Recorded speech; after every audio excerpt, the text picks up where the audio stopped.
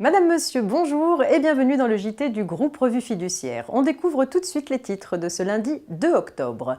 Prélèvement à la source de l'impôt sur le revenu, promotion sur Internet et réforme du Code du travail en route. Et c'est donc le prélèvement à la source de l'impôt sur le revenu qui ouvre cette nouvelle semaine.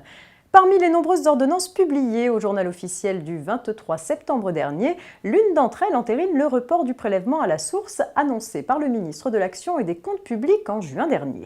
Ainsi, le prélèvement à la source de l'impôt sur le revenu qui devait être pratiqué sur la plupart des revenus perçus à compter du 1er janvier 2018 n'entrera en vigueur que le 1er janvier 2019.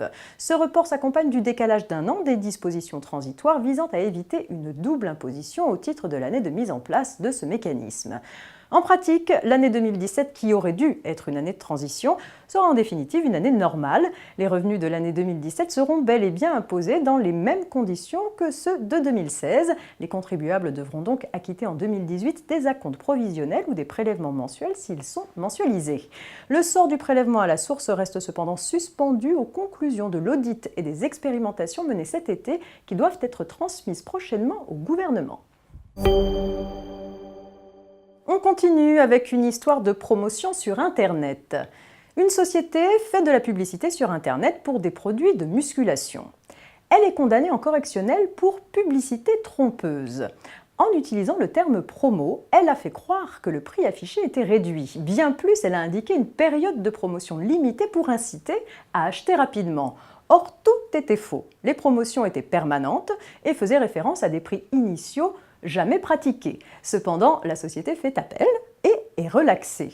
Les juges ont relevé qu'acheter sur Internet permet une comparaison presque instantanée avec des produits semblables vendus par des concurrents, donc personne ne peut être trompé. La décision d'appel est censurée par la Cour de cassation.